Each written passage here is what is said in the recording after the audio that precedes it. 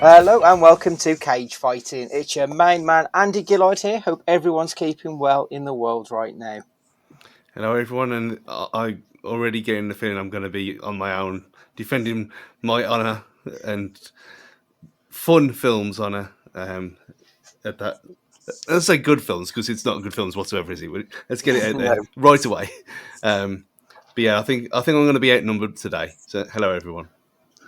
Yes, I think you will be outnumbered. We are joined with our good friend Mr. Ash Dolan's returning for his fourth episode, I believe. Is that right, Ash? Um, yes, fourth, because the horror one was a two-parter, wasn't it? So, Yes, that's right. That was it. yeah. So how have you been, Ash? It's been a while since you were last on. Not too bad. Enjoying many fantastic films and many very not fantastic films that I get dragged along to. Yeah, there's no malice in that at all, was there? Nah, not at all. So yeah, we are here to discuss some less than stellar films. It's the bad comic book movie special, particularly brought to you by Morbius, the movie. I think should be sponsored by that one. There's been a lot of negative reviews flying around recently for like the latest Moon Knight TV series. Blade Trinity has been trending on Netflix, and just the whole Jared Leto of it all going on at the moment. So there's quite a lot of bad comic book stuff going around at the moment. So I thought we'd jump on that train and have a look at some of the worst that the genre has to offer. We discuss our thoughts on the first two episodes of Moon Knight and Disney Plus's Marvel Cinematic Universe in general. And of course, we will have a look at Morbius too. But before we get into that, I think what we'll do is we'll give away a few top threes. We won't go around the table like we do with our top fives, because this is something I think we can probably revisit down the line, to be perfectly honest. So what we'll do is we'll start off with the top three worst superhero comic book movies. The worst offenders of the genre in your eyes. Stu, show Ash how it's done. I mean, I'm just going to caveat this, right? There is some on here that should be here, but they're not because I refuse to watch them. Knowing how bad they are. So this is from ones that I have seen, and obviously the worst ever is Catwoman. That's a stinker, in it. I mean, the fact that I think the game version got a 3 out of 10, and that was better than the actual film that it was based on, and it's just absolute nonsense. A clear cash grab for whatever reason. If there was a license being up or something like that, who knows? What we do know what the license was up for was the last Fantastic Four film, which was made purely for that reason. Because if they didn't, then it would have gone back to Marvel. So, and it's just a joke. It's just shit beyond belief. And my third worst superhero movie is Superman 4. Because That's an interesting one, yeah. it might as well have just been a student project for the amount of effort and love that anyone involved in it put into it. To be honest, It was a stinker, wasn't it? Right, Ash, what's your bottom three, I guess, rather than top three? So yeah, I was going to put the new Fantastic Four in, but I refuse to watch it, so I can't, in all good conscience, say it because I haven't seen it. I know it's that bad. But my three were, quite conveniently, the first Suicide Squad, which featured somebody who shall remain nameless for now. Spider-Man 3, which nearly killed Venom, let's be honest. yeah. It nearly destroyed that entire franchise. And Green Lantern, because that was just an abomination. Yeah, I was so into Green Lantern at the time. Like, Green Lantern was my favourite comic book superhero. So I was so excited for that film. Oh, God, it was a mess, wasn't it? Absolutely atrocious. I remember we went to a staff showing for that, and we were all so excited because it's Ryan Reynolds, and you know what he can do. And then we just came out of it as wet fart, absolute wet fart. It was ridiculous. See, and there's a lot of elements to it that means it should be good. Like it was Angela Bassett, wasn't it? It was playing Amanda Waller. Mark Strong is great in everything. And to be fair, he was good as Sinestro.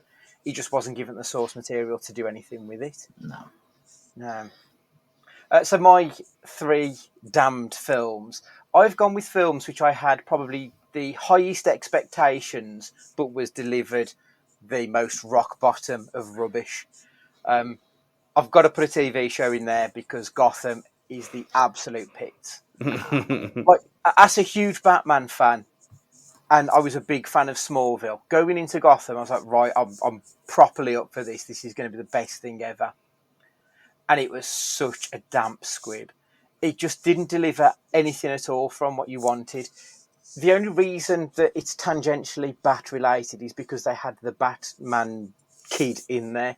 Like anything else there was nothing else identifiable about Gotham as a Bat related project, to be perfectly honest. It was just very much, we'll use the names, but nothing else. And I don't mind them veering from the source material, but there was no recognition to the source material whatsoever other than the names of the protagonists in it. So that's just piss poor in my books. Batwoman is worse than Gotham. Batwoman's bad. Yeah, I mean, I tapped out, what was it, second episode of the second season on that. But I didn't go in with high hopes, whereas I did with Gotham. That's the difference for me. X-Men Origins Wolverine. There are worse films in the X franchise. However, that was the one that I think broke the camel's back. That was the one with Ryan Reynolds. Yeah. Yes, that was the first Deadpool we got. I went in really looking forward to that. I don't particularly like Hugh Jackman. He does very little for me. But I was looking forward to that because I didn't hate most of the first few X-Men films. And then that sort of opened your eyes and made me realise actually the first 3 films aren't really that good. And it just properly shit the bed. So, yeah, X-Men Origins Wolverine is up there. And the film that I think is probably the worst of the MCU is Iron Man 2. I think it is absolutely shocking. It's the most dull, decrepit, bland, run-of-the-mill of all of the Marvel films. And from that point on, it just sort of tainted everything else because it shows up that pretty much every Marvel film is the same film, just with a different colour suit that the person is wearing. It's basically the same. And I feel that that's where the rot set in for me with Iron Man 2. Because I quite enjoyed the first one and I didn't hate anything up until that point. But it felt like that was where it had well and truly jumped the shark by then, and it killed all love that I had for that.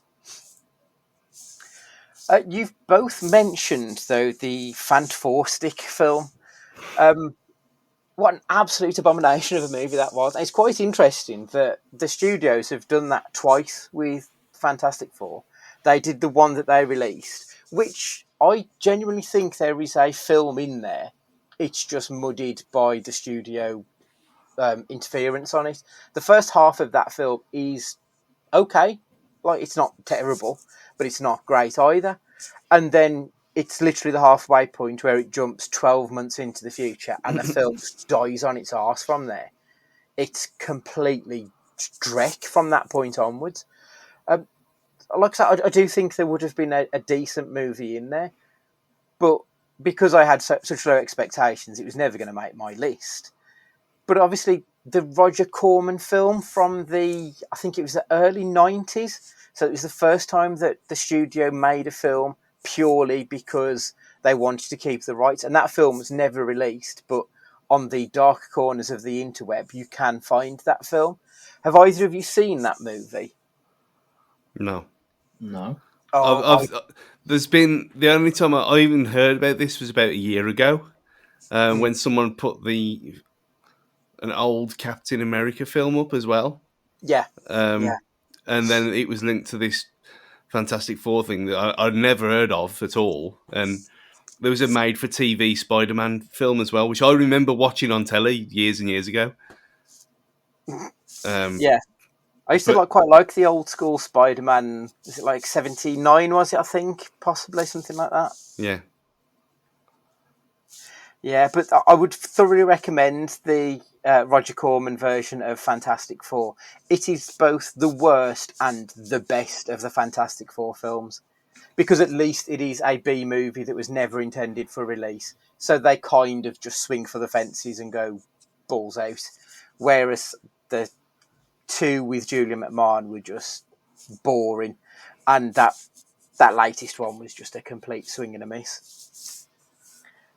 Superman 4 is an interesting one, because I will be coming on to Superman 3, because that is a film that I wanted to touch on. But yeah, Superman 4 was a real...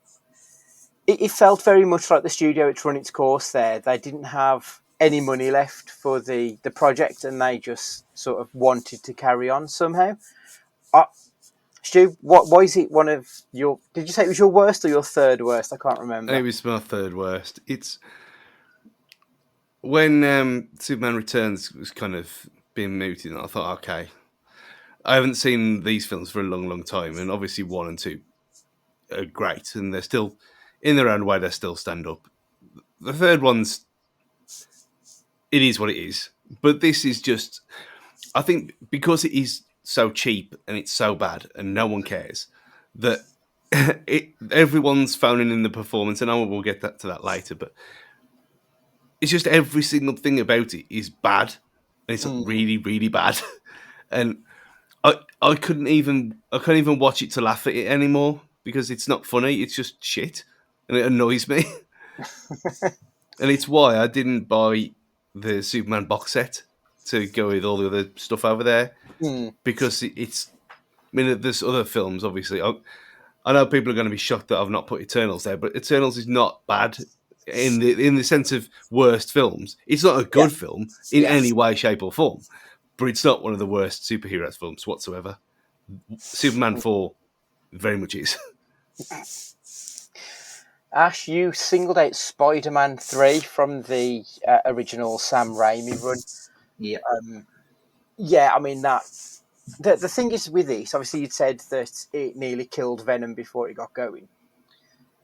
It was the studio's idea to put Venom in. Sam Raimi never wanted Venom as the main bad guy in that. Yeah.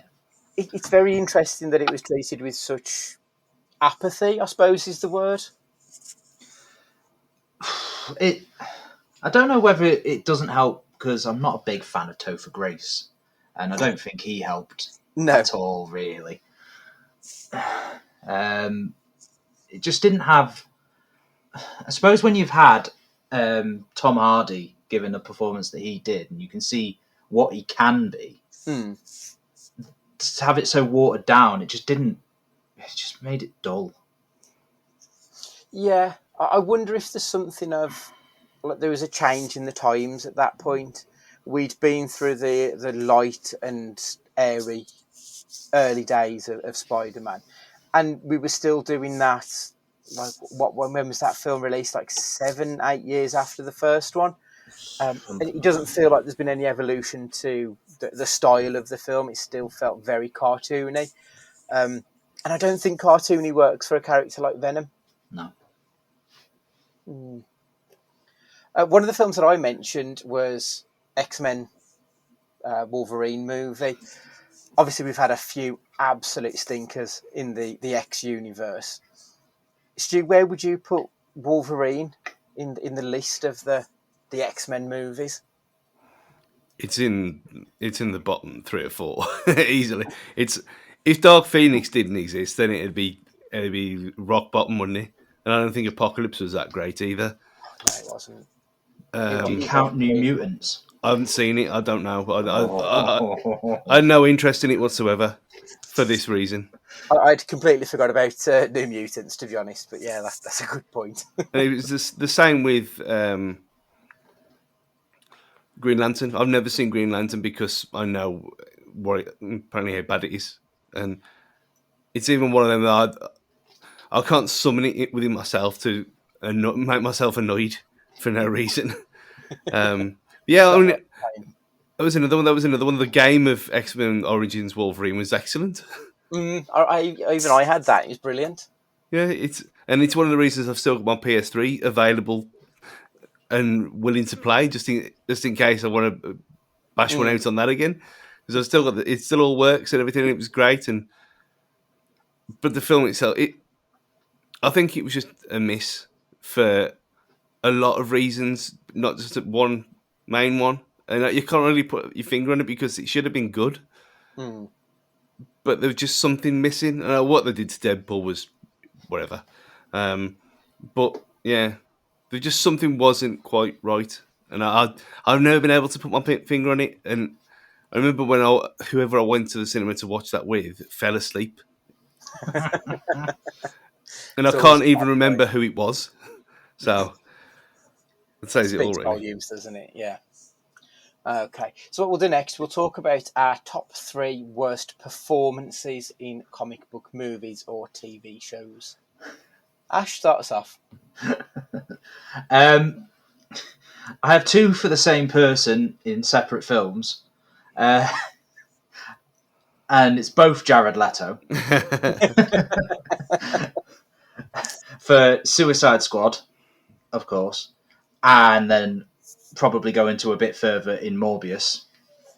But the most reprehensible one for me, and it pains me, it's Christopher Eccleston in For the Dark World. I've never seen a more phoned-in performance. It's just appalling. Yeah, it was a stinker, wasn't it? Stu, what's your bottom 3? Can't argue with any of them, can you? Again, like you just touched on earlier, Christopher Reeve in Superman 4 just couldn't be asked. And especially bad because you've seen what he could do like mere years earlier in the same role, and it's just literally can't be asked. Halle Berry in Catwoman, again, already mentioned. It's getting a double mention because it is that awful, and it's almost one of them things I need to watch it again, just one more time in my entire life, just to see if it really is as bad as I remember. Because I remember coming out of that thinking, "What the hell was that? How has this even been signed off on?"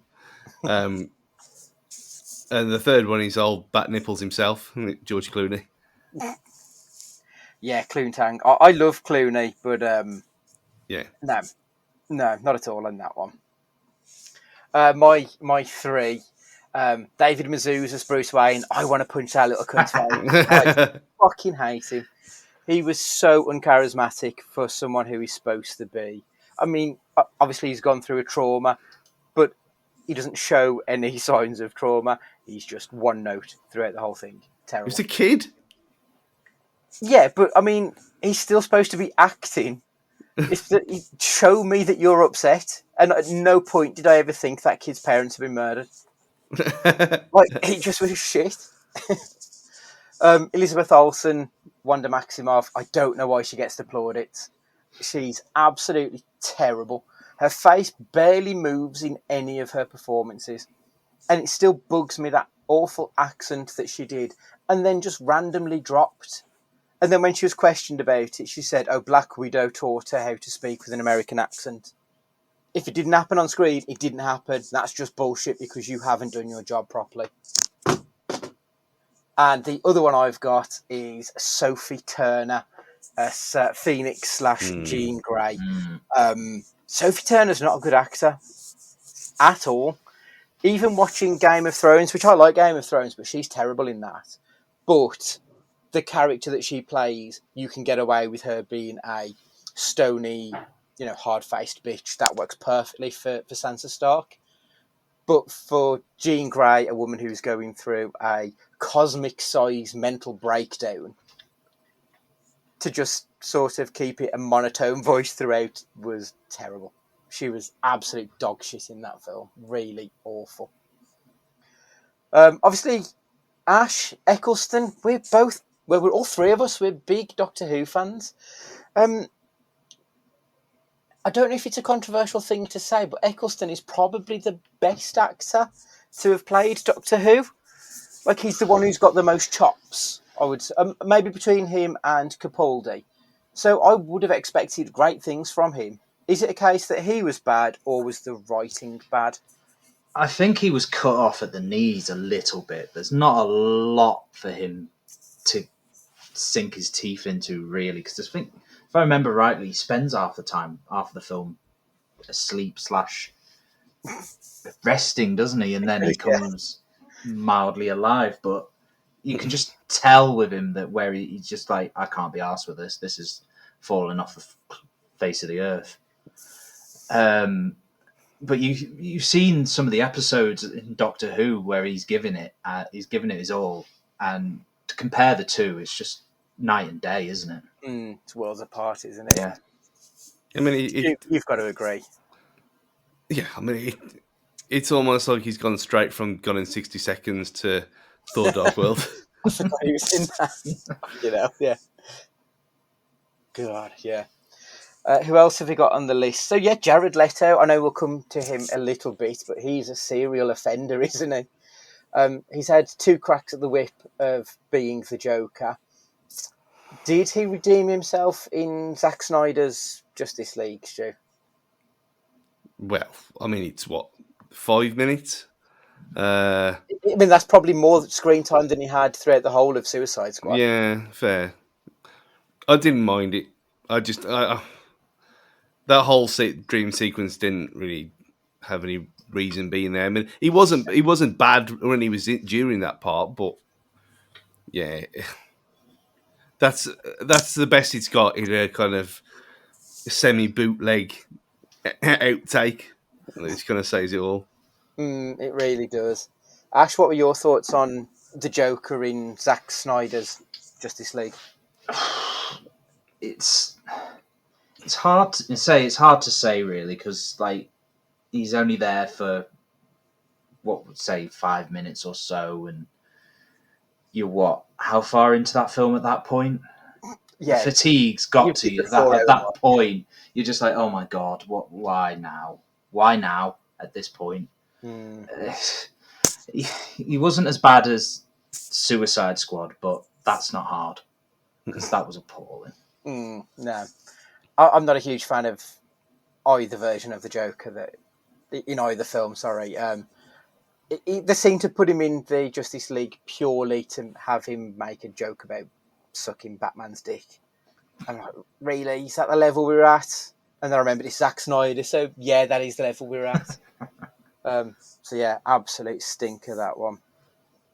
While we're on the Suicide Squad, can we just say, when he listens to this and he's got to hold his head up high after he realises the mistake and error of his ways, and Goldie's take that the Suicide Squad is no different from the first film. It couldn't be more different from the first film. Yeah. It's a waste of time having Harley in the film. Yeah, he doesn't want to watch Peacemaker because he didn't like the Suicide Squad. Yeah, the first one he liked. Apparently the second one is just meh. So Goldie, you are very wrong again. That's an awful take. And Peacemaker is arguably the best thing that the DCEU have done in the last... I mean, even including all the Arrowverse stuff, like, I think Peacemaker is the tippy top of what they've given us. It's excellent.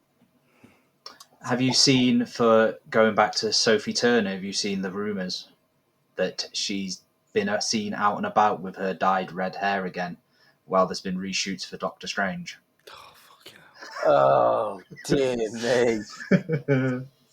Well, they can't have 2 redheads in the film. That will confuse the casual audience. So hopefully it's just a coincidence.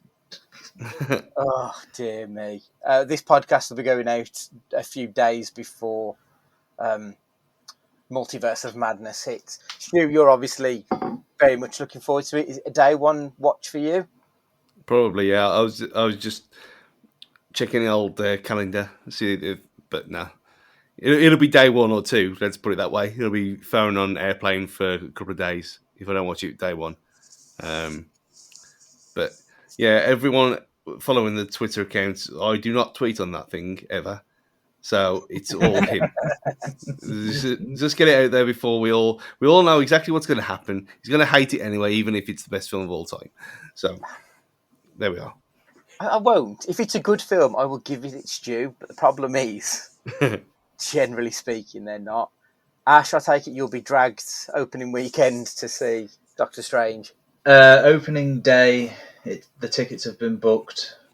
We'll be there kicking and screaming and cheering, I'm sure, with all the Oh, rest that's of the them. worst thing about Marvel films, isn't it? Cheering. Yeah, no. I will see it at some point because I'm so far into it. It's the sunken cost fallacy at this point. Like, I know I should just cut my losses with it and move on, but I've invested too much time into it, so I just have to keep carrying on in the hopes that it catches me again. And we'll see. I mean, I haven't really been a massive fan of Cumberbatch as Strange. I think he's a bit stilted, even by Cumberbatch's standards. Watch this space. I suppose we'll probably do another get together at some point to discuss it once we've all had a chance to have a nosy. So bad they're good. I want to know the top three so bad they're good comic book movies. My three in no particular order. Punisher Warzone. I think it's a really fun film, but it's not a good movie. But it's just a great fun, absolute off the wall mad bollocks movie. And I would say anyone should watch it because it's probably the closest thing to reading Punisher Warzone, the comic book. It's mad, off the wall, brilliant. So yeah, that one. Superman 3. Now, Superman 3 isn't a good film either, but you get Richard Pryor, which I'm always happy with. You get him fighting that weird robot woman at the end of the movie, which still haunts my dreams to this day. And also, you get the scene where he fights the dark version of himself, the Bizarro version almost. And I don't know why, but I always loved that scene. And even to this day, I think it still looks really good for a film that was done in '83, I believe it was. So 39 years ago. So yeah, those are my three. Oh, sorry, those are two. So the third one is Venom: Let There Be Carnage. I'd said when Stu was bad mouthing it incorrectly earlier this year. I will not stand for the slander. It was a great fun rom com of a movie. It wasn't the film it was purported to be. It was something completely different, and I loved it for what it was. It's too short. No, 90 minutes to 100 minutes. That's all you need. It doesn't need to drag on for 2 hours 30 or whatever Spider Man was, or is it an hour and 15 for Strange? It's too long. Stu, so bad they're good. Come on. Ghost Rider. We all enjoyed ourselves. I enjoyed the sequel more than the first one, I will say, because that was the guys from Crank who did that, and I fucking love those boys. Yeah, Ghost. I mean, before we reviewed it, I liked Ghost Rider anyway. I mean, it was just mad. It continues to still be mad, and it didn't disappoint me, did it? So, the other one I already mentioned in passing, Batman and Robin, for how utterly ridiculous it is. No time has passed. I mean, I remember coming out again, walking out, thinking it's over. We're not going to get another one now. And that was at the Lighthouse as well. Our friends at the Lighthouse in Wolverhampton. I watched that there, of all places, and yeah, I was so down on that film for so long. But then I watched it about 5 or 6 years ago again with a kind of, this is a comedy in my mind, and you watch it like that, and it's brilliant. There's not one serious performance. I mean, Alicia Silverstone's performance in that is. I mean, that could have been on worse performances on its own. I mean, a lot of people in this film could be on worse performances, really. But if you take it as a comedy, which it wasn't intended to be, it's a work of art. Again, it's a complete different film to what I think people expected it to be, isn't it? Yeah. It's Batman 66 when they were expecting the next step of like a Tim Burton style movie, and yeah, it just wasn't the same thing at that point. No. And the other one's going to be, I don't think about putting it even in here because it's just going to roll you up. And it's the Michael Bay Turtles film. Oh no, I actually don't mind them. I don't think they're anywhere near as bad as what was made out. No, I quite like Michael Bay anyway. It's fun explosion nonsense. That's exactly what it is. As will be proved in Ambulance when I go and watch that next week. On the day this comes out. Yeah, I've always liked Turtles. It was Turtles. It was more Turtles again in a kind of different way, and I didn't mind what they did with it either. So, and I've seen it 2 or 3 times already since it's been out. So, yeah, it's one of them. It's like Transformers. I know that well, apart from the first one, I know they're actually shit, but I like them, so I don't care. The first one's good, but no, there's nothing redeeming for me for those ones, unfortunately. But we'll get on to that in a minute. Ash, what's your list, please? This is going to be short and sweet because I've got Ghost Rider. I've got Batman and Robin. Primarily for Arnie, because you can't beat Arnie in that film. He's fantastic. But I've got Blade Trinity as well. I had so much fun watching that awful movie. Adding Ryan Reynolds and Triple H into that film just made it fun. Yeah, I didn't hate it, and is Trinity the one with Dominic Purcell from Prison Break as well? That he plays the main bad in it, doesn't he? If I remember correctly. Yeah, he's Dracula. Dracula? Is he Dracula? Or yeah, I think the so. original vampire. Yeah, I quite enjoyed it, even though everyone absolutely shat on it. But I was looking at some Rotten Tomato scores, and the first Blade was quite panned by the critics, which surprised me because that's quite well respected now. Obviously, you've both picked up on Ghost Rider with our main man Nicolas Cage. Yeah, I was looking at that one, but specifically for the sequel, because the sequel was proper B-movie fodder, which is sort of what you want from a comic book movie. It doesn't need to take itself too seriously. And that's exactly what it didn't do. It knew that it was silly bollocks, and that's what it gave us. Perfect. Batman and Robin, though, you've both pointed out. I think I would have gone with Batman Forever myself. I think Batman Forever is a better film that is still not quite to the same level, but it's still pretty much panned. But I think Jim Carrey in that film is fantastic, and I'm kind of glad that we've had the Robotnik to see the evolution of Jim Carrey's Riddler a little bit. So yeah, I do love that movie. Have either of you seen Sonic 2 yet? Not yet. That's the plan this weekend. Oh, you need to see it. It's beautiful. Fantastic. Yeah, the way things are worked out, just haven't had a chance to get there yet. So yeah, with how moving the Newcastle game to Friday night, I'm going to get Saturday afternoon. So I know that's kind of tempting it with prime kiddie time, and they're going to, but who really cares? They can't mess up Sonic for me. So I've heard good things, so I'm very much looking forward to it, to be honest. Yeah. The other film you mentioned, Stu, Teenage Mutant Ninja Turtles 3. So it was Michael Bay produced, but thankfully he didn't direct, which is why I think I don't hate it so much. It was Jonathan Lieberman, who we will know from a few other films, and they're all sort of loud, mad bollocks. So he's done the Halo TV series, but he's also done Wrath of Titans, Battle Los Angeles. He's done big, silly nonsense. Texas Chainsaw Massacre at the beginning. He knows how to do madness. And I think he brought that to the Teenage Mutant Ninja Turtles. It's not a good film, especially when you compare it to the original run. But I don't hate it at all. I do genuinely quite like it. And even the sequel, but that might just be because Stephen Amell's in it, and that man can do no wrong. Right, okay. So what I thought we'd do with the podcast, we'll go for the sandwich format. We'll start with talking about some bad stuff. Then we'll have the meat, which will be something good, and then we'll end talking about some bad stuff. So the good, then, is Matt Reeves has shown us a deleted scene from The Batman recently. This will be the scene in the interrogation room where the Batman is talking to Barry Keoghan's The Joker. What are your thoughts on the clip? Did you like it? What did you think of Barry Keoghan's Joker, the look of him, the way he acted?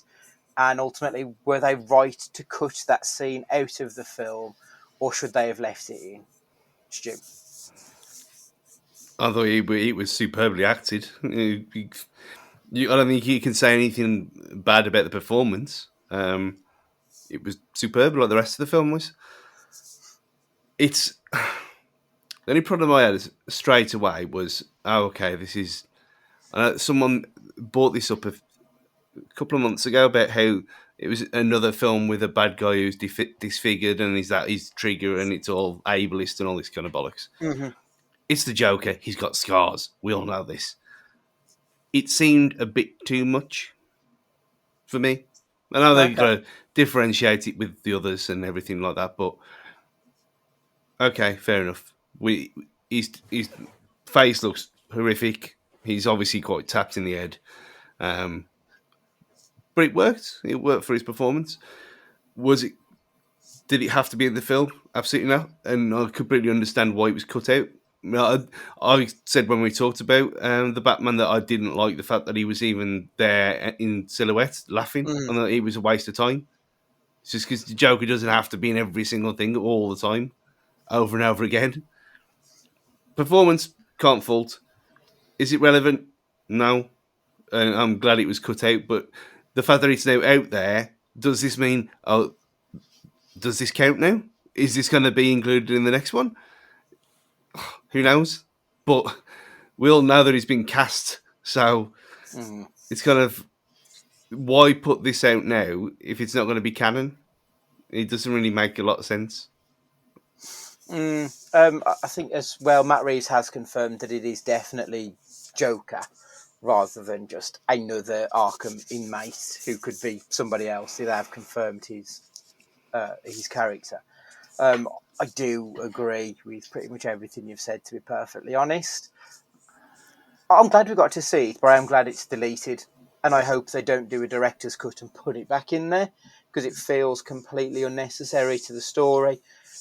I was fine with them having that little addendum at the end of the movie, because when I read comic books, they often have an aftermath where they'll just have a little conversation or something showing what's about to happen in the future or what could happen. So it rang true to like what I've read in the comic book. So that was fine. I was okay with that. But no more for me. I was happy with what they gave us. I'm happy to have seen what could have been in the film, but I'm very much glad it wasn't. And for me, it's not canon because it's a deleted scene. So it didn't happen off screen. It just didn't happen. I've said before, if it doesn't happen on screen, it doesn't happen. So that's the way I'm approaching it anyway. Ash, what do you think? I think if you put that scene in where I think it's going in, to at least the casual audience, how much is that going to destroy the Riddler? How far back is he going to end up being? He may as well just go and put himself at the on the post at Goodison Park. Because everyone's automatically going to just go, oh, we don't care about the Riddler now. We've got the Joker here. Even though he wouldn't appear again, it'd be on everyone's minds at that point. That's just the way it goes. Seemingly for most Batman films for the past couple of decades, it always leads to Joker at this point. Very good point. It would have cut the character off at his knees, wouldn't it? Yeah. And he didn't. Your Riddler did not deserve that because he did well, and he made it his own, and it would have just gone nah. So. Is there something of people trying too hard to be Heath Ledger's Joker? Stu, what do you think? I mean, Jared Leto tried to be him and not be him at the same time. And of course, we are leaning very heavily into the facial scars and everything. And I know Joker does have the Mortis grin, but it does feel like it's the next step in the Heath Ledger of it all. Well, there's only so many ways you can play the same character, really, isn't there? And you had Jack Nicholson doing it his way. You've got Mark Hamill going the mental way of being Happy Joker, kind of.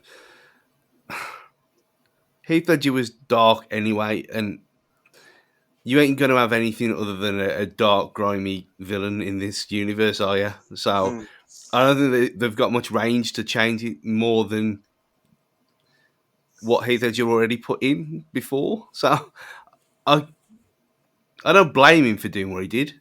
It just seems the logical step in that world. It just so happens that we've already seen it not that long ago. That's fair. I mean, actually, it's big shoes to fill, isn't it? Let's be honest. I mean, anyone who takes on the Joker live action, they're always going to end up being compared to Heath Ledger, surely. They always will. It's a poison chalice at this point now.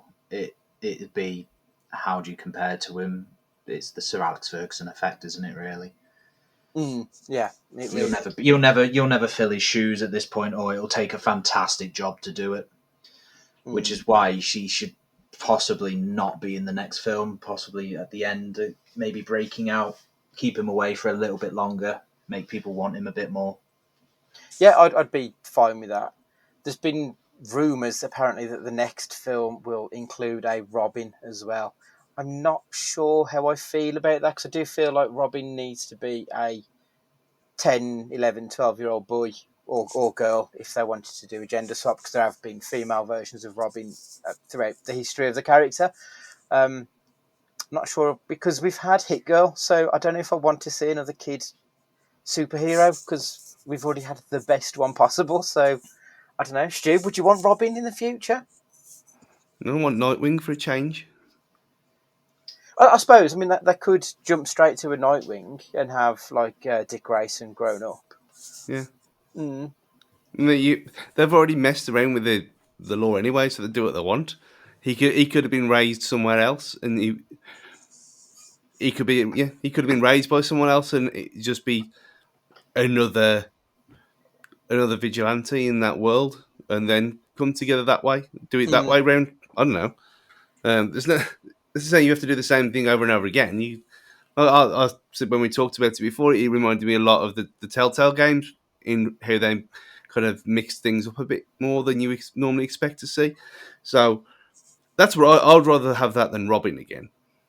It's the thing, isn't it? I mean, Ash, Batman and Robin was on your list of infamy almost. So, did that film sort of ruin any future for the Robin character, do you think? I don't think so, because what was his name in Dark Knight Rises? Joseph Gordon-Levitt. Yeah, he sort of the way they sort of played that around. That sort of gave me hope that they could do another Robin. He's been mildly redeemed for me, so I think if they went down a sort of route like that, I think they'd be all right. To be honest, because he was an orphan as well, wasn't he? Mm-hmm. Yeah. So, yeah, I think there is hope. To be honest, remains to be seen. Okay, right. So let's move on, and we'll do some of the Disney Plus Marvel stuff. We've had 2 episodes of Moon Knight dropped with our second favourite boy, Oscar Isaac. Very quick review. Stu, good, bad, indifferent? I'm liking it so far. It's different enough for me from everything else that they've done. I know that we kind of lean into the mystical quite a bit now with Doctor Strange and Loki and all that kind of stuff. But yeah, I like the first episode better than the second. I'll put that out there. But I'm just because it's different doesn't mean everyone has to hate it straight away. If it was exactly the same, people would still hate it at this point. So, and his accent, I don't know why. His British accent is almost identical to someone I know who has lived here his whole life. So it's not as bad as people have said. It's just weird. But you can kind of understand why it would be weird if it goes the way I think it's going to go. But yeah, I'm enjoying it so far. It's not the best thing that they've ever done, and it's nowhere near the worst either. It's perfectly fine. Ash, what are your very early thoughts? It's hard to say, really, bruv. In it, bruv. When he punches that thing and goes wagwan, My head was in my hands. Like, what is happening here? He's a roadman. Ridiculous. Oscar Isaac's fine. Like, we all know Oscar Isaac's a fantastic actor. I'm struggling to care. Like, why do we root for Stephen? He's a jobber. He just at the moment, say we're only 2 episodes in, but for me, he's a loser, and I'm finding it really hard to care about him. Like, he's him and this fish. Like, I don't care about the fish. I don't care about the fish. Compared to others, though, I have it ranked. I have it just above WandaVision and What If, but it's firmly below Hawkeye, then Loki and Falcon Winter Soldier. It's probably close to Falcon and Winter Soldier. I'm just struggling. I think it might be a little bit of MCU fatigue at the moment, but it's just like it comes so thick and fast, and they're all bright characters, bright colours, and bright costumes, and it's just hard. Yeah. I think my problem from what I've seen so far from Moon Knight, other than the absolutely abysmal CGI, I mean, they have got Disney dollars behind them. There is no excuse for it to look that ugly. It is terrible. I would say this seems to be a thing. I don't know if it's anything to do with money. I think it's just pandemic performance, because look at the state of the stuff in No Way Home as well. Yeah, that was bad. And a fun fact, I heard an interview with Oscar Isaac about this series on Radio 1, and they didn't film anything in London at all. Oh, wow, okay. That genuinely shocks me. So if that was like the, I don't know if it was using the Mandalorian stage to get round it or do it that way, I don't know. But I couldn't believe that either. But he seemed to know. He seemed to know quite a lot of the. I mean, he didn't say Wagwan, other than that episode. Maybe they were saving it. But all the bruv and the in it and all that kind of stuff, which is how James does speak. To be fair, he's a London boy by birth. He seemed to know all the vernacular and everything. So they've obviously got some kind of consultant on it. But yeah, I was amazed by that. Oh yeah, that is quite shocking. But yeah, my problem with it is just being that, and this is probably the same for most of the Marvel TV shows we've had, they should just be films. Like, they've dragged it out to 90 minutes already, nothing's happened. In half an hour, that could have been wrapped up in a film. They could have told us who the character is, why we should care about him, give us the final bad guy fight like they always do, and then set up the next film.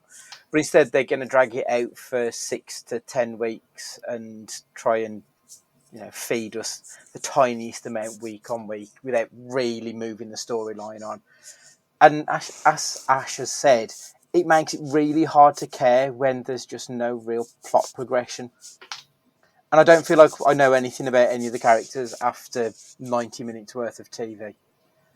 It's just a bit empty. It's a bit worthless. And I kind of felt that with Falcon and the Winter Soldier. I enjoyed the first episode. I thought that was decent. But that quickly devolved into nothing happening week on week. And it is that fatigue is setting in, especially with the TV shows, because there's just too many of them. And at least with Hawkeye, I felt that Hawkeye was a fairly consistent show.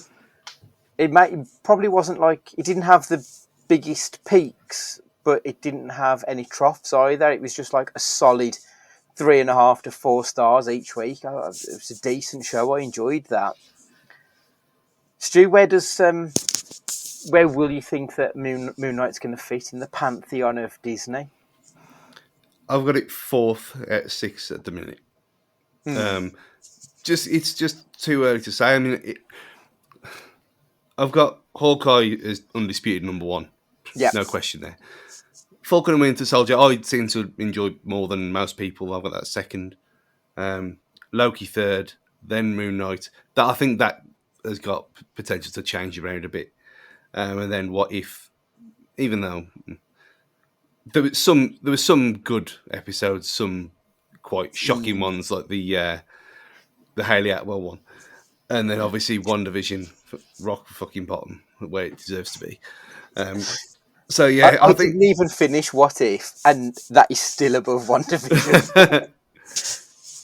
Yeah, and I know this does seem to be a very divisive thing between us and our American friends, where they rate WandaVision massively.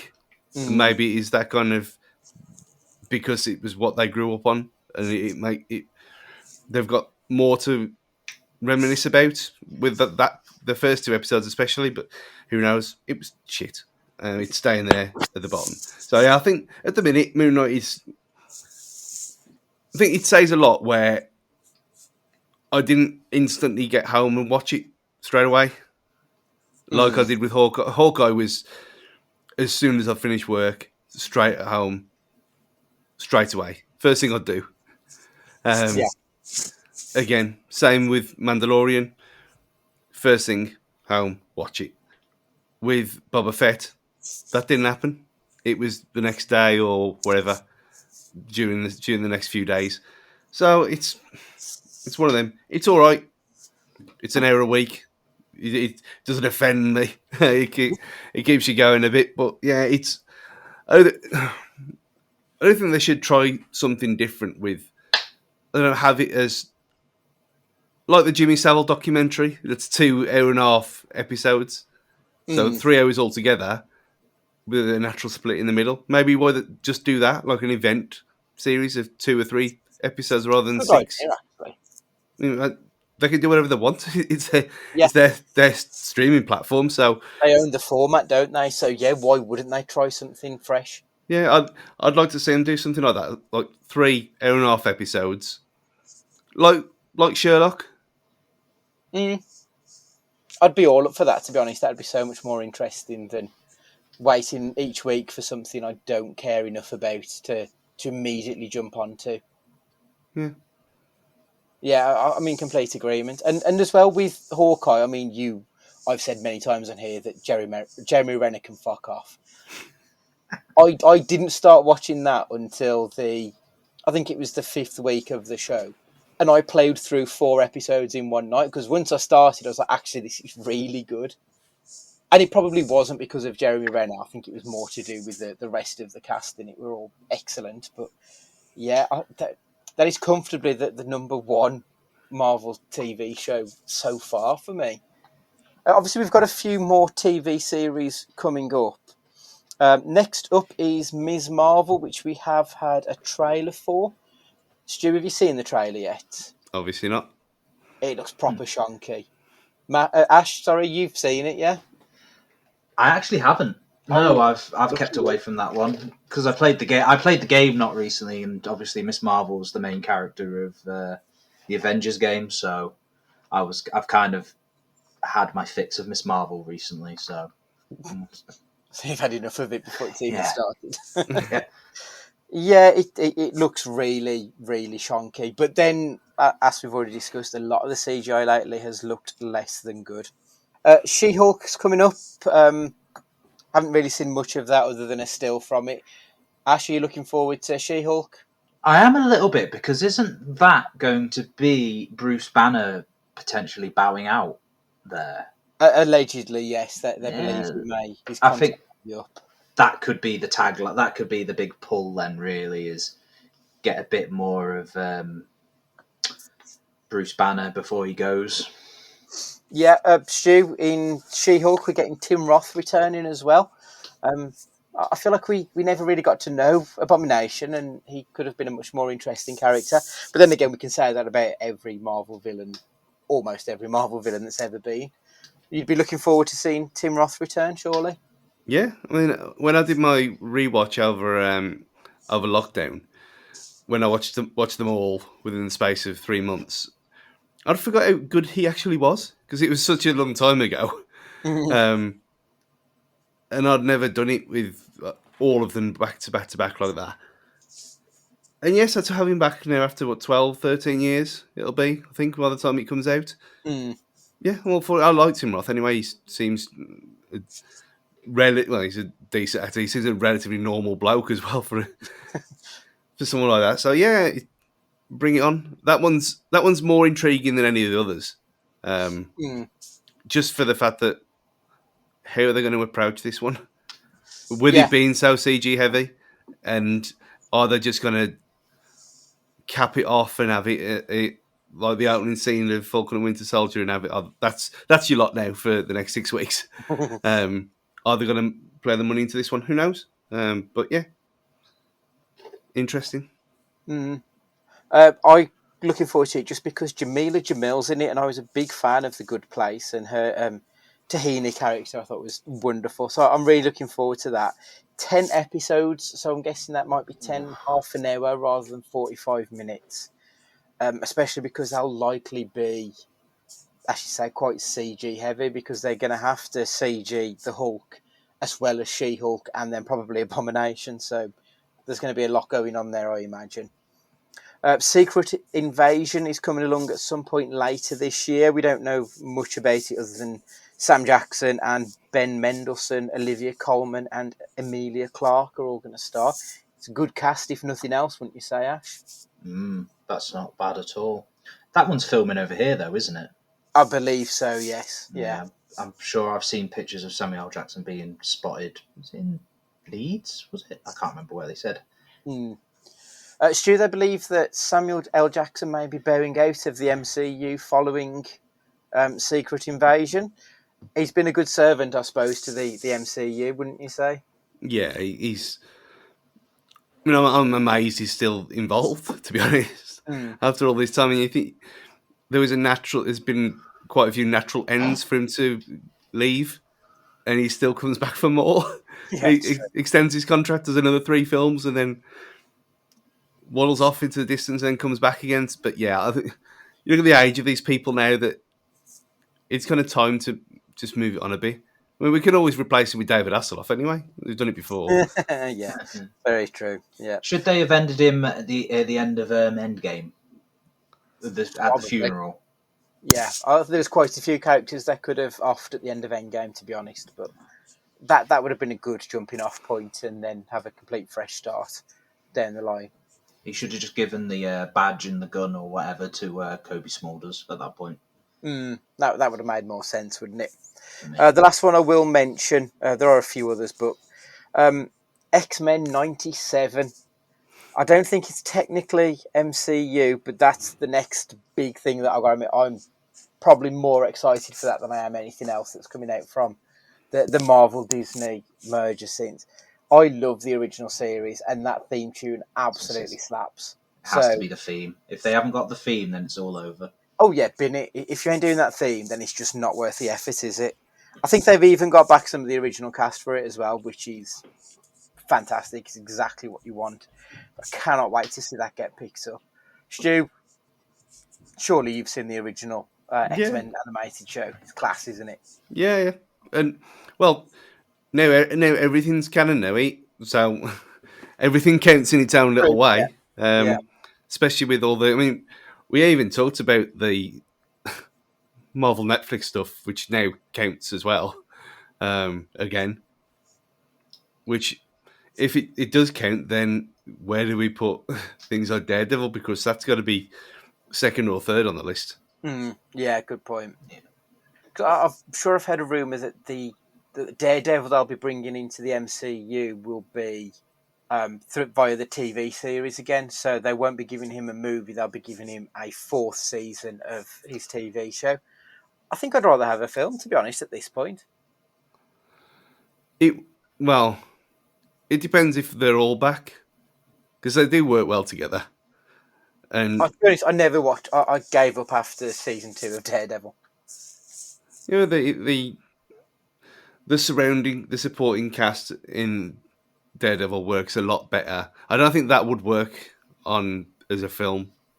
You'd have to kind of change things up a bit just because of how it's paced. So I don't know. I think it doesn't say more. Well, it doesn't say as much about him than it seems on the surface. It just, I don't think we need another street level vigilante movie where it suits Telly better. Ash, you've seen the Jessica Jones, Luke Cage of it, or would you have any interest in seeing more of them?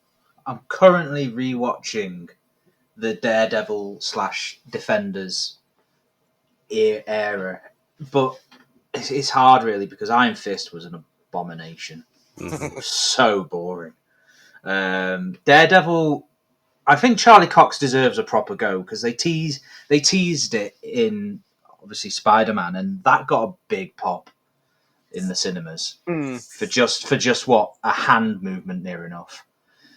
I think he's got traction to get his own, and as you said before, I like the supporting cast. Foggy's fantastic, lovable loser, and I'd love to see a bit more of Fisk. I don't think he got. Well, I think he got short sold a little bit in Hawkeye. I think he deserves a bit more. Jessica Jones, it's a hard one, really. It's a bit of Doctor Who bias, but that died off as soon as David Tennant got taken out of the picture. Luke Cage could be a good one, but we have. It sounds harsh, but we have Black Panther now, so it's. We have that sort of stereotype, don't we? So I think a few of them could come in. There's a rumbling going around that Shang-Chi could introduce Iron Fist, so that could work quite nicely because I think they're kind of linked. They're linked in a way, aren't they? Yeah, that's true. Right, I think we're going to have to talk about Jared Leto and Morbius now. Is Jared Leto the worst A-list actor going? Seriously, he's a bona fide star. He has his own cult that follows him. Is he deserving of any of the plaudits that have sort of got him to the point? Because for the last few years, we've had his awful Joker bollocks. We had Blade Runner 2049, which was a decent film, but he didn't really go above and beyond for me. We also had his, "Hey, I'm Jared Leto, Italian." That bollocks from Gucci. Like, Razzie winning performance, huh? It was a shocker, absolute dirt worst. And now we've got him as Michael Morbius. Stu, like, seriously, are there many A-list actors as bad as Jared Leto? I don't understand how he even is an A-list actor. I think, well, he's probably one of the prettiest men I've ever seen in my entire life. Let's just say That definitely helps him, doesn't it? If he looked like me, would he be an A-list actor? No, he'd be A plus, obviously. But that's beside the point. It's almost like, I mean, you look at him and you can't help but look at him because of what he looks like. And it obviously helps massively the fact that he's not like melted like the guy who was in ER at the end of RoboCop. But he can't act. He can't act. So how can he be an A-list actor? It doesn't make any sense. He's got no real emotion in his face anyway. It's all well and good standing up there and looking nice, but he can't act. I don't understand how he's in these films and how he's got where he has got to. It doesn't make any sense. I think he managed to fool us all with Dallas Buyers Club. Like, he put in one good performance and all of a sudden people like properly buy into him. But was he playing himself though? Because this is what I was talking about this the other day. Is he playing an exaggerated version of his own personality in that film? Because every other thing that he's done is the same. It's just like tabletop. It could be, to be fair. It's quite an effeminate character that he's playing, and it is just sort of Jared Leto up to 11, maybe, which probably helps him somewhat. Ash, have you got any redeeming things to say for Jared Leto as an actor? I enjoyed watching him get his head caved in American Psycho. That was quite enjoyable, but I've got nothing. Oh, he's awful. He's terrible. They say he won the Razzie for House of Gucci. That was appalling. That was a decent film, and then he appeared. It was just I don't get him. I don't. No. I just don't understand it. Like, I don't listen to his music, so I don't understand what you get from that either. No. He absolutely stinks. Obviously, the other guy in the film who we all do genuinely love. I mean, actually, there's two that we've spoke about quite highly on this podcast before. We've got Matt Smith and we've got another Jared. We've got Jared Harris, who we do genuinely really like, but I don't think either of those really put in a particularly stellar performance either. I think it was more that they were the best in a very bad thing. Stu, speak to me about Jared Harris, because we like him. We've spoke about him before. Obviously, in Chernobyl, he was fantastic in that series. Yeah, and he's in oh bollocks. Was he gonna have to talk? I just started watching it and I talked to it the other week. Foundation. Oh yeah. Yeah, he's good in that as well. I just think he hasn't got much to work with, has he? I don't think this a lot of this is his fault in this case. It's just he's doing his usual shtick with it. I thought Matt Smith seemed to be having a whale of a time when he's all bloodied up after when he's all decrepit and all falling apart. Oh, okay, fair enough. But when he's going over the top, I thought he was having a whale of a time. And he was probably the best part of the film for me, easily. And but yeah, I think it's harsh to judge them on what they were given to work with, but you've still got to do something with that. And I think he kind of did. He did okay. He was fine, but Jared Leto did not. And I think he stands out like a sore thumb so much for being so awful that he kind of heightens the others by proxy in a kind of backwards way. Yeah, that is very true. Like his negative score puts everyone else up a point. Ash, Matt Smith, what did you think? I think they literally they sat him down, put a random episode of his Doctor Who tenure, and said this, but with crack. Literally, that scene when he's getting changed and he's dancing, that's fantastic. That's some beautiful artistry, if you want to call it that. But say, when you're comparing it to Jared Leto, it may as well be Gone with the Wind. It's all. Another thing that annoyed me was they made Roman from Fast and Furious boring. Yeah. Like, how do you do that? Tyrese Gibson is for however many films proven he's comedic, just brilliant. And then they just went, yeah, just play dead ass boring cop. And it's just like, what are you even doing here? What's happening? It felt like everyone was there purely for the money and no other reason. Like, they didn't give a shit about the audience watching it. They just wanted to get paid. Yeah, that whole buddy cop thing just didn't work at all, did it? You can see exactly what they were trying to do, but there was no chemistry whatsoever. No, none at all. I mean, I'd argue there was no chemistry between anybody at all throughout the whole film. Everyone felt like they were acting on an island, like they were all separate to whoever else they were on screen with, because there was no friction between the characters or anything. They just spoke their lines and did whatever the director told them to. The director, Daniel Espinosa, not someone I'm familiar with.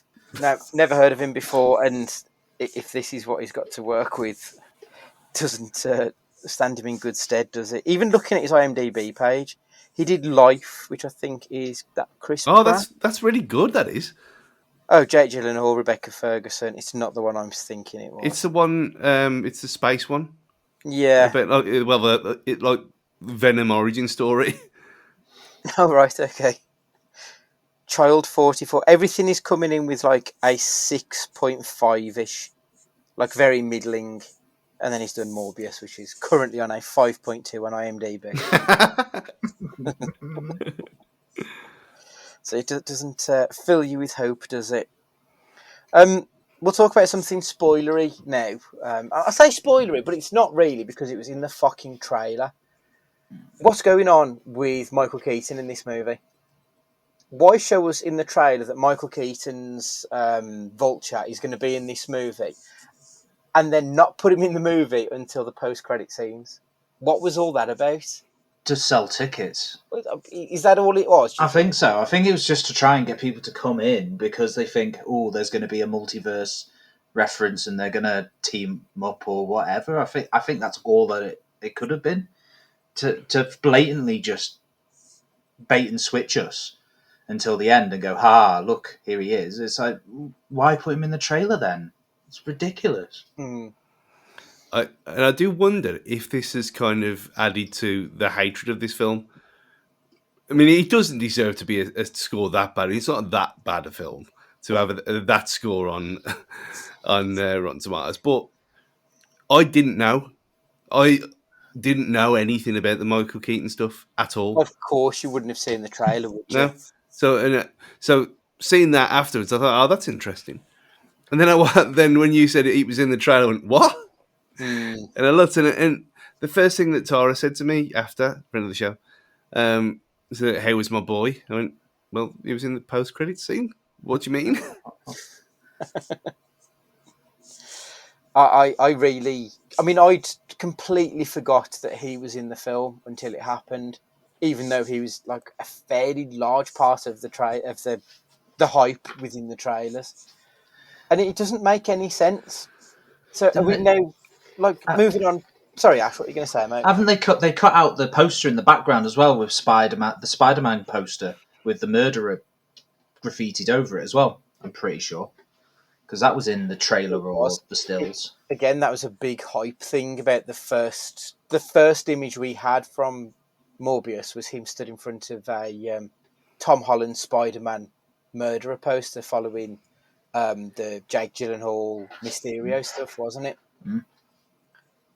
Which begs the question then, what is this universe actually going to be? Is this going to be Spider Maguire, Spider Garfield, or Spider Holland?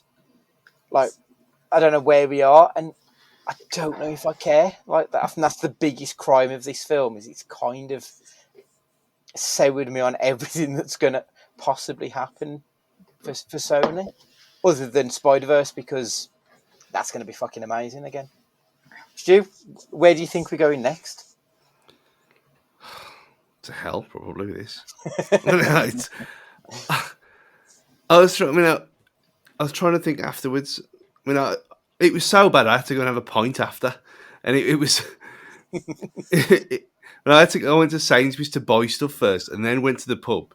Then they had no gas, so I had to just drink bottles.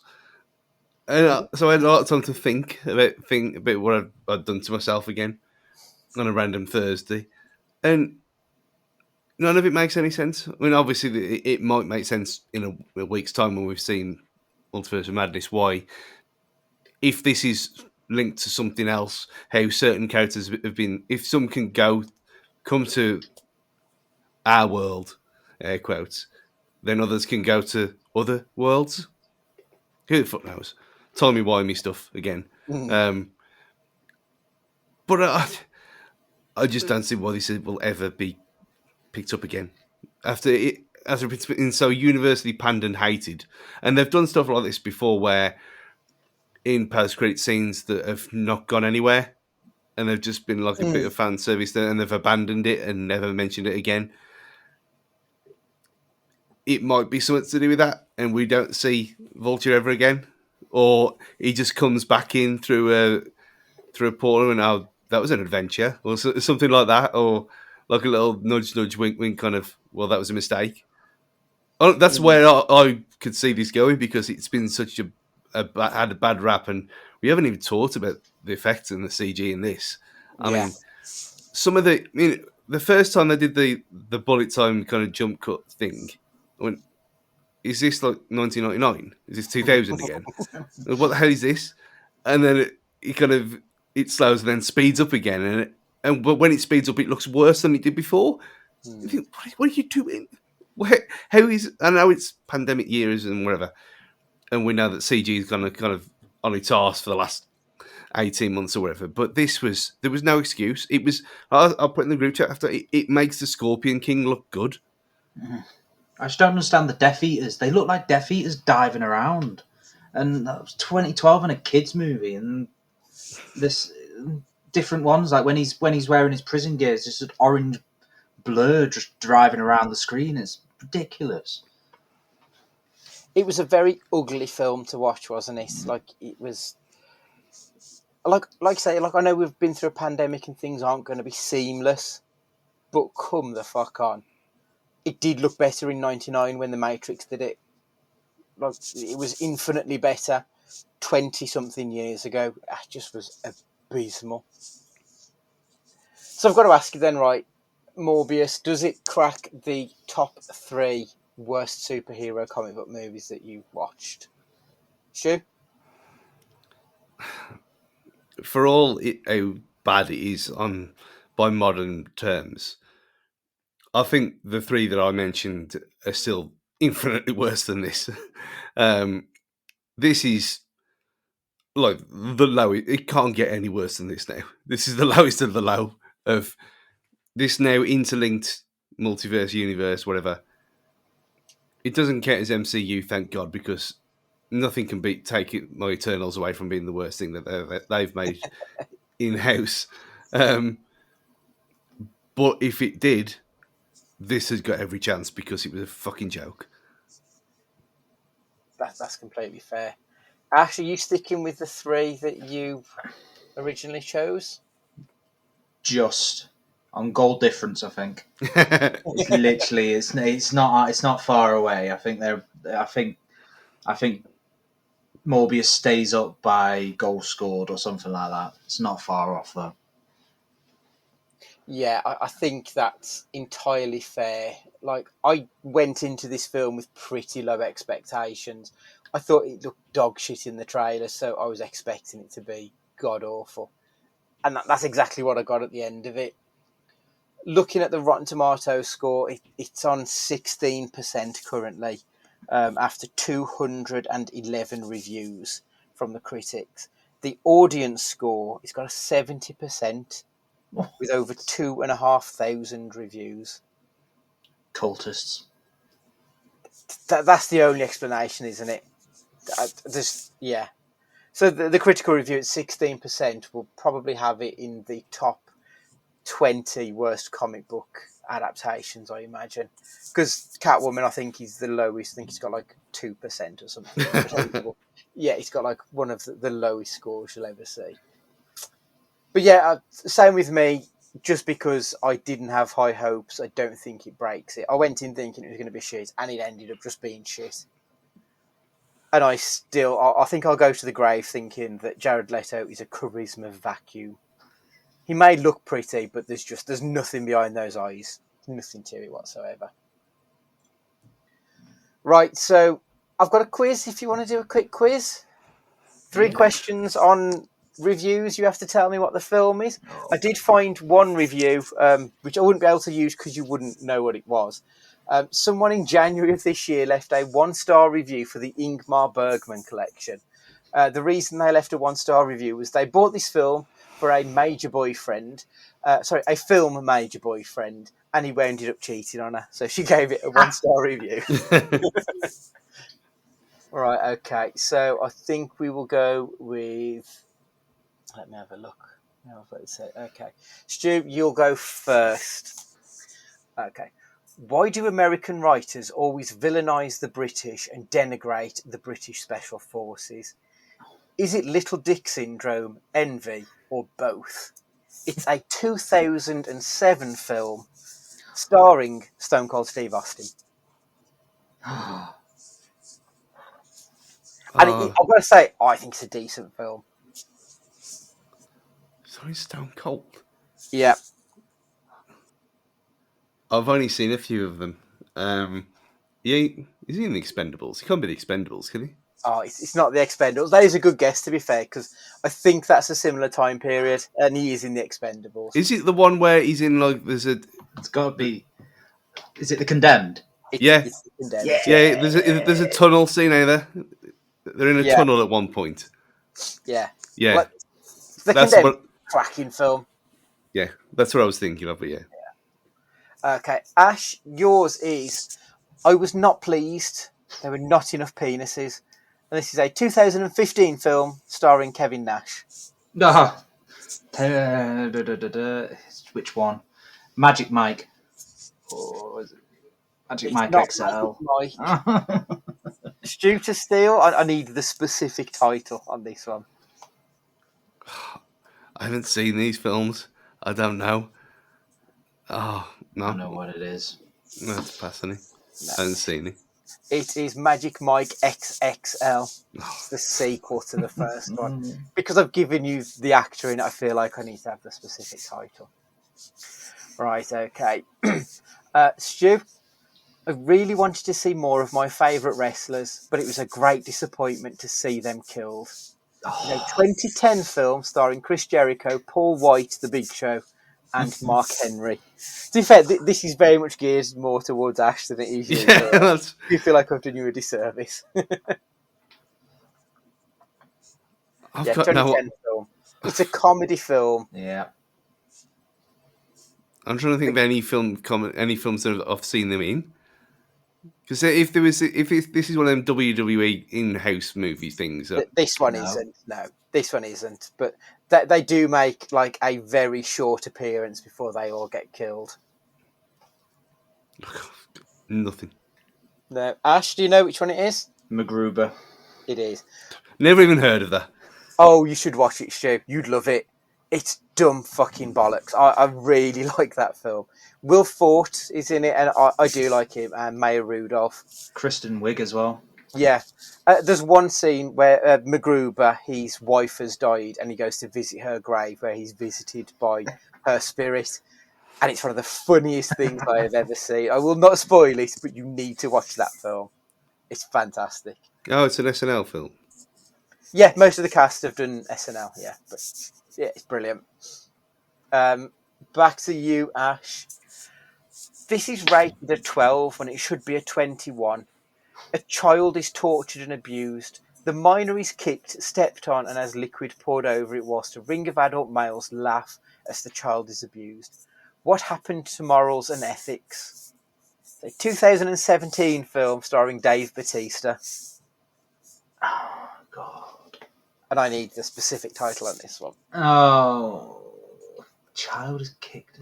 It's not Guardians 2, is it? It's Guardians 2. The child being kicked is Groot when he was a teenager. Stu, I think this one's playing into your wheelhouse. So it's a 2013 film starring The Rock. What the hell? 6 movies and still no gas station. Oh, well, he's got... Oh, Fast 6. Fast 6. Spot on. Brilliant. Well done. Ash, to close it off, you've won it anyway, but what is this? Coming from a wrestling family and being the worst on competition with models, dancers, etc., I'm not buying this at all. Also starring Dwayne, 2019. Struggling with that one. Rock films. It's too early for Jungle Cruise, isn't it? Mm-hmm. 2019.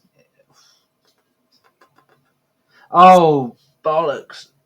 I know which one it is, but I can't remember the name of it. Are you passing? Yeah, I'll pass. Stu? Hobbs and Shaw. No. It's So, Page one, isn't it? yeah, it's about Paige, the wrestler Paige. It's fighting with my family. Yeah.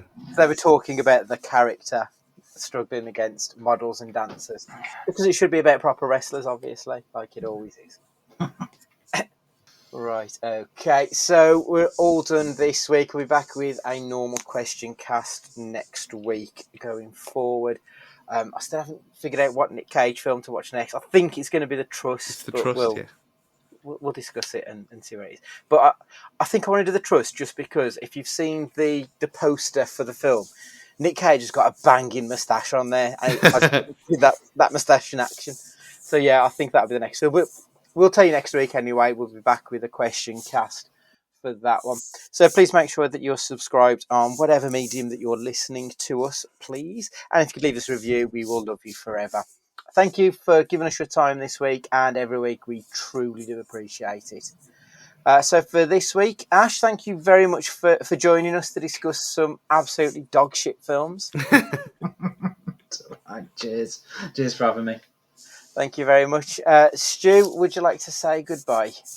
Jared Leto is a fraud. Goodbye. Ash, would you like to say goodbye? See you guys. And it's goodbye from me. And remember, be excellent to each other.